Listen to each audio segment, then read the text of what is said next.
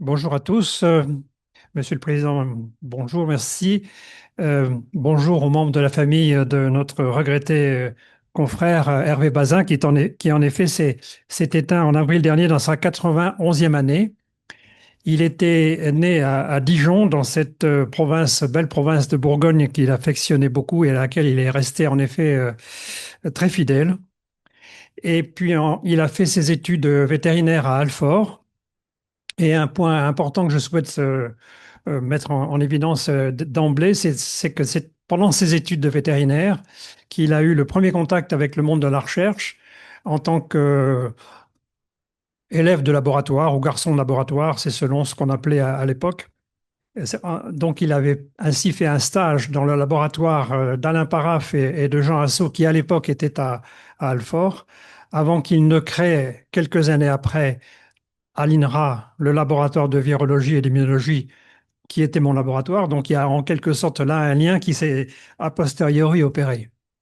Un second point que je voulais mettre en évidence, et qu'il évoque lui-même dans son discours de réception à l'Académie vétérinaire, c'est que c'est dans le laboratoire d'Alain Paraf qu'il a rencontré sa future épouse. Donc, c'était aussi un élément important. Alors, il soutient sa thèse de doctorat vétérinaire en 1961 et immédiatement, il se lance dans son activité de recherche la même année au laboratoire de l'Institut Pasteur à l'Institut du Radium rue d'Ulm à Paris, où il va faire des recherches qui vont être le début du mot-clé essentiel de toute sa carrière, c'est-à-dire les immunoglobulines, d'abord chez la souris, puis ensuite, comme on va le voir, chez le rat. Alors, il va travailler dans ce laboratoire pendant plusieurs années, d'abord en tant que boursier, puis au bout de 2 ans en tant qu'attaché de recherche du CNRS. C'est à ce titre qu'il va faire un stage de 2 ans en Grande-Bretagne au Medical Research Council avant de revenir dans le laboratoire de la rue d'Ulm, et cette fois-ci en tant que chargé de recherche du CNRS. Alors, toujours dans son discours de réception, il note avec humour qu'il a quitté ce laboratoire de la rue d'Ulm, donc dans le quartier latin, le 1er mai 1968.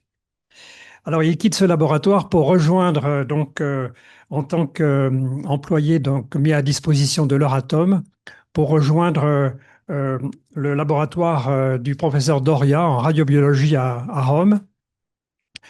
Euratom, c'est la communauté européenne de l'atome. J'insiste un peu là-dessus parce qu'on va voir que la dimension européenne des organismes pour lesquels il va travailler est absolument essentielle et caractérise en gros sa carrière. Et c'est alors qu'il était dans ce laboratoire qu'il est contacté par le professeur Hermans, une référence en termes d'immunologie, notamment d'immunologie des muqueuses, à la faculté de médecine de l'Université catholique de Louvain en Belgique, qui lui propose de venir travailler sur les IgA. Alors ça montre qu'assez vite, Hervé Bazin avait déjà acquis une notoriété internationale sur l'étude des immunoglobulines. D'ailleurs, au bout de quelques années, il avait déjà publié dans Nature un article sur l'effet des irradiations sur la production des immunoglobulines chez la souris. Donc c'était un beau départ. Donc il accepte cette proposition et il arrive donc en 1970 à Louvain pour travailler sur les IgA. Euh, le sujet qui lui est proposé par le professeur Hermans, c'est d'abord de caractériser ces immunoglobulines, ce qui n'avait pas été fait jusqu'alors chez le rat. Donc, il va être un des premiers, en effet, à caractériser ces immunoglobulines spécifiques des muqueuses, d'abord sur le plan biochimique, mais également sur le plan immunologique et sur le plan fonctionnel. Il va montrer que la quasi-totalité, ou en tout cas la grande majorité des IgA qu'on retrouve dans la circulation sanguine provient en fait de cellules, les plasmocytes à IgA, qui sont présentes dans la muqueuse intestinale, donc une origine intestinale à ces IgA. Il va aussi montrer que aussi bien ce taux d'IgA que le nombre de cellules productrices dans la muqueuse est directement influencé par la présence ou non de la flore du tube digestif, ce qu'on appelle maintenant le microbiote intestinal. ce qui va l'amener donc à manipuler des modèles animaux, d'animaux axéniques, gnoctoxéniques, et de s'intéresser aussi beaucoup à cette dimension-là. Alors, il va en fait, là encore, dans son discours de réception à notre académie, il va dire qu'il était censé rester 1 an à Louvain et en fait, il va y rester jusqu'à la fin de sa carrière, jusqu'à son départ en retraite en l'an 2000. Donc, c'est un énorme investissement de sa part. Il est d'abord là chargé de recherche, non, pardon, chargé d'enseignement. Puis ensuite, il est appelé pendant 1 an par le professeur André Capron, qui est aussi une grande référence en termes d'immunologie des infestations parasitaires à l'Institut Pasteur de Lille, qui lui propose de démarrer un service d'anticorps monoclonal. Je reviendrai sur cet aspect dans la seconde partie de mon exposé. Ce qui fait qu'il va être à un moment également professeur de l'Institut Pasteur et chef de service à l'Institut Pasteur de Lille. Puis il réintègre Louvain en tant que cette fois-ci professeur d'immunologie à la faculté de médecine de l'Université catholique de Louvain, ce qui sera le déroulé de sa carrière jusqu'à à la fin de sa retraite. Et quelques années après, il prend la direction du laboratoire d'immunologie expérimentale de la fac de médecine. Alors, toujours d'un point de vue, disons, de sa carrière remarquable et brillante, un gros changement intervient, il faut que je reprenne mes notes, euh, en 1900 que je retrouve, excusez-moi. Voilà, en 1982, il est appelé à siéger à la direction recherche, la DG 12 de la Commission européenne, pour prendre en charge un secteur important de financement de projets de recherche au niveau européen, qui est l'ensemble des projets de recherche qui concernent l'animal. En gros, il y avait 3 grands secteurs à la DG12, tout ce qui concernait le végétal, le microbiologique et l'animal, et lui il est en charge de tout ce qui est l'animal.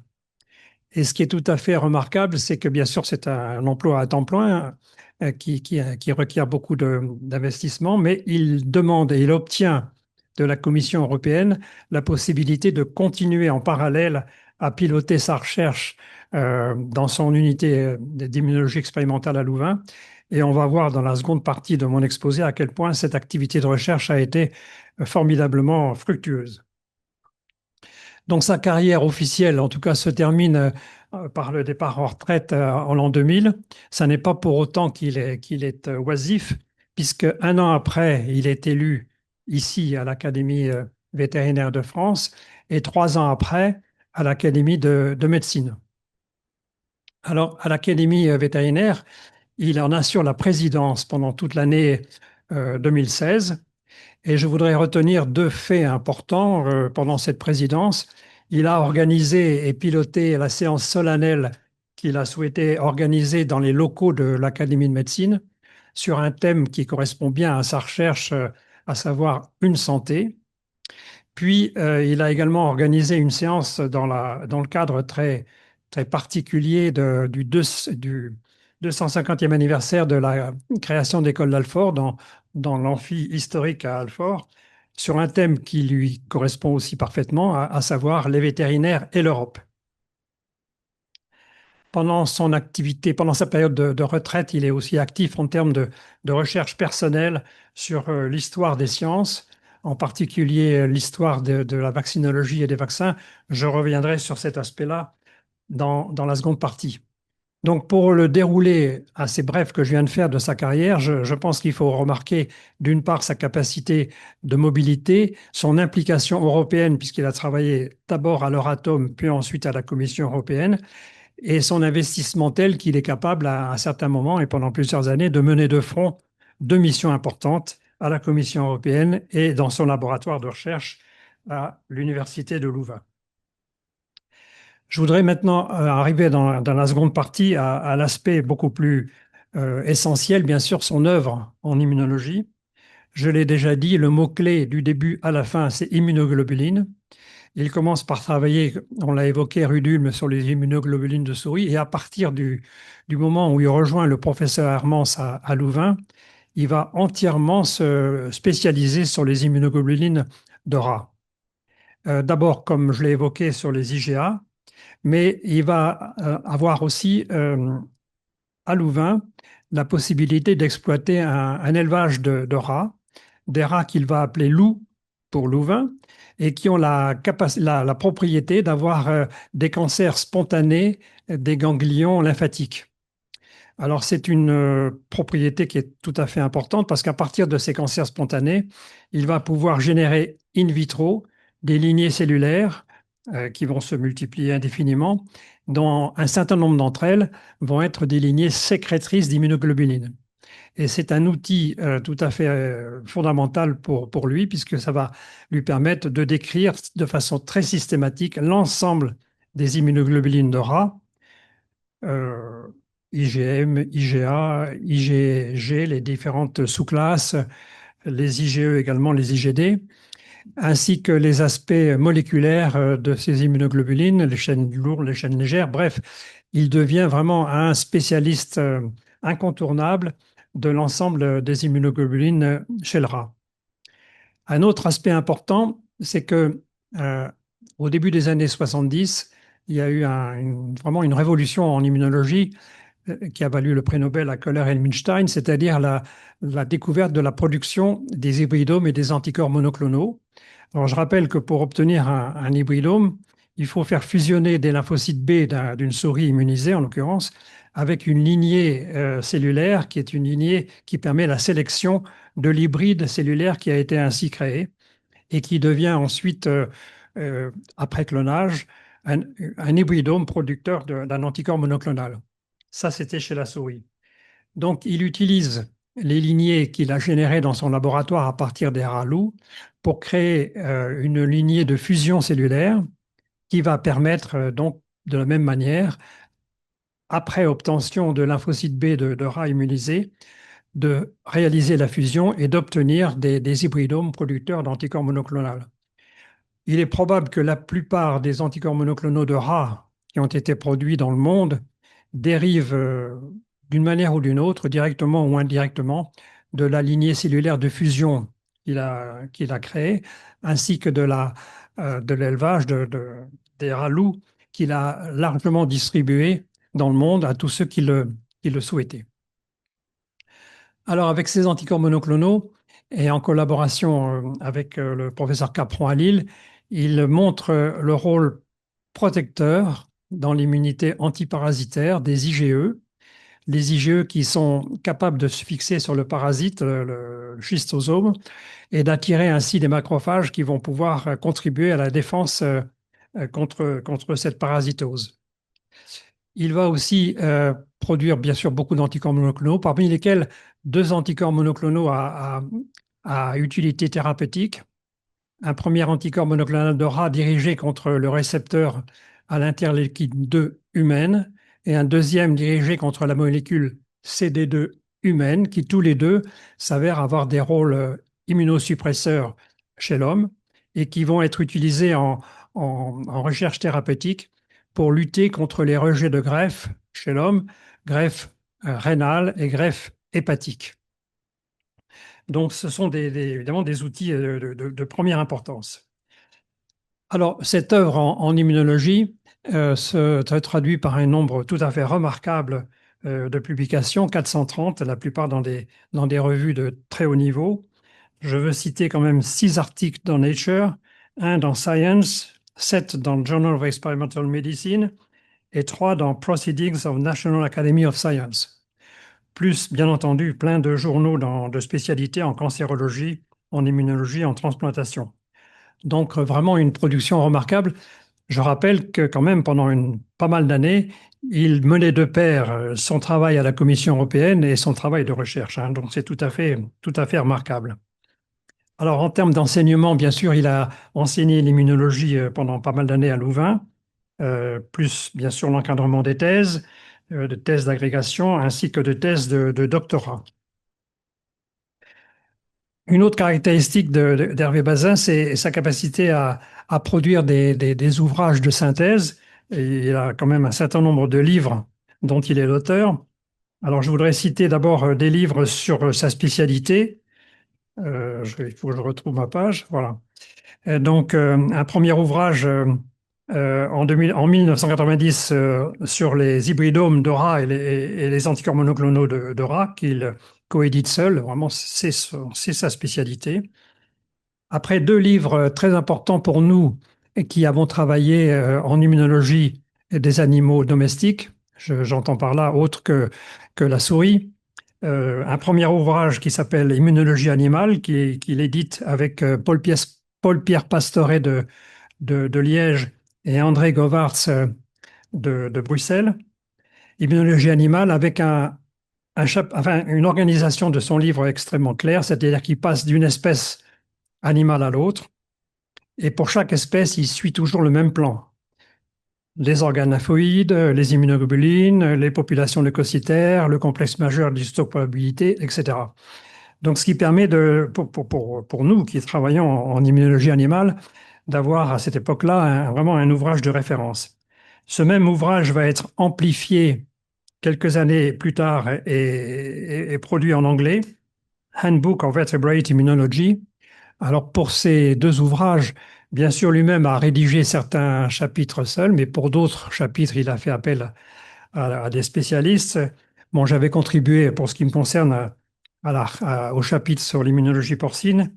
Il m'avait demandé aussi de bien vouloir faire la préface du deuxième livre en anglais. À partir d'un certain moment et au moment de son passage en retraite, il va devenir de plus en plus passionné par l'histoire des sciences et en particulier l'histoire de la vaccinologie. Donc, il va produire plusieurs livres. En l'an 2000, un livre sur l'éradication de la variole et donc toute l'épopée d'Édouard Jenner. Puis après, un livre sobrement intitulé Louis Pasteur en 2009. Et enfin, deux livres sur lesquels je veux insister. Alors, je ne sais pas si vous voyez, donc, pardon. Je- voilà, donc l'histoire des vaccinations, qui sera suivie plusieurs années après par un livre plus développé et traduit en anglais, euh, euh, Vaccination and History, un titre qui ressemble à ça. Alors, ce qui est tout à fait passionnant dans ces deux ouvrages, c'est qu'il va, avec énormément de minutie et beaucoup de détails, se replonger dans toute l'épopée historique qui a permis d'arriver aux vaccinations, en remontant sur les pratiques un peu anciennes et à haut risque pour les candidats à la vaccination qui consistait à inoculer le germe et voir que ceux qui résistaient étaient protégés.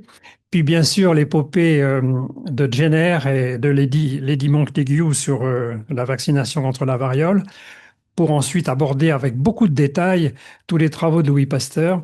Il a repris ses cahiers de manip qu'il cite in extenso dans son livre. On voit tout ce que Louis Pasteur a pu rédiger dans son propre cahier pour montrer la progression de ses recherches en matière de vaccination. Rappelons ici, bien sûr, comme nous le savons, que les trois premiers vaccins mis au point par Louis Pasteur sont des vaccins vétérinaires, dirigés contre des maladies animales, avant qu'il n'ose faire le pas de vacciner contre la rage. Donc ces deux ouvrages sont tout à fait passionnants à lire.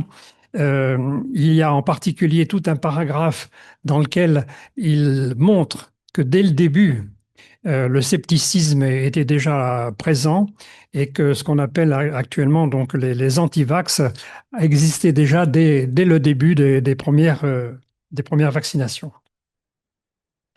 Donc, vous le voyez, une œuvre tout à fait remarquable en immunologie. Au niveau de la Commission européenne, je l'ai évoqué, mais c'est important d'y revenir. Il était en charge de tout le secteur animal. Et donc, c'est lui qui contribuait à rédiger les appels d'offres pour le financement des projets européens. C'est lui qui mettait en place les procédures de sélection des projets. Alors, ce sont des recherches qui ont touché des domaines aussi variés que la génétique animale, en particulier les premiers travaux européens sur les cartes génétiques du bovin et du porc qui ont été financés par la Commission européenne à travers lui, de recherche sur la vaccinologie, les cultures de cellules animales, les, les productions de substances pharmacologiques par biotechnologie. Donc là aussi un domaine très, très important. Alors, je voudrais, avant de conclure, terminer par une petite note personnelle, bien sûr. J'avais eu l'occasion d'écouter Hervé Bazin dans des conférences. Je me souviens en particulier d'une conférence dans le bel amphithéâtre en bois historique de l'Institut Pasteur à Paris, dans lequel il parlait de la complexité de toutes les populations de lymphocytes B. Par ailleurs, je me souviens qu'il avait visité notre laboratoire à Jouan-Josas parce que nous avions des financements européens pour nos projets de recherche. Mais enfin, jusqu'alors, je n'avais pas eu l'occasion d'avoir de contact personnel avec lui. Ce qui a changé quand j'ai eu la chance de participer à un congrès international à Salamanque qui était financé par la Commission européenne, ce qui fait qu'Hervé Bazin est venu.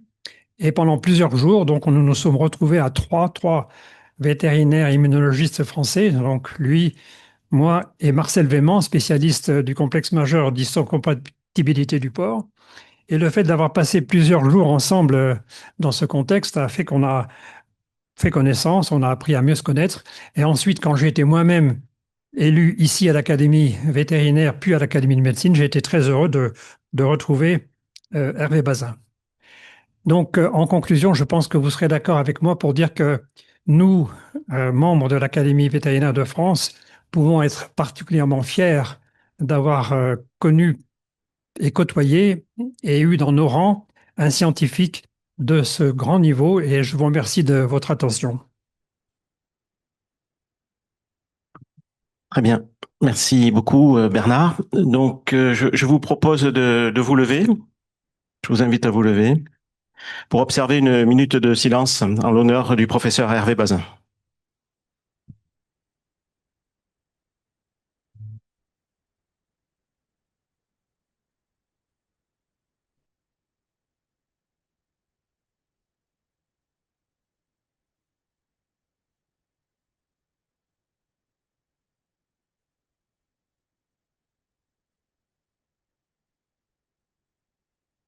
Je vous remercie.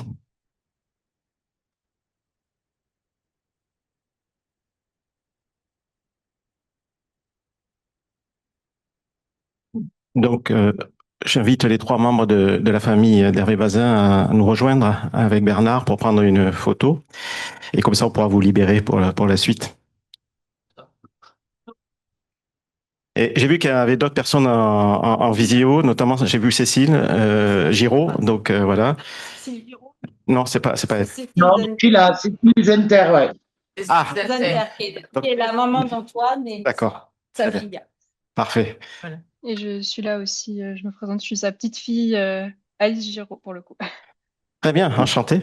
Enchantée. Bon, vous ne pourrez pas figurer sur la photo, mais on vous associera par la pensée. Voilà.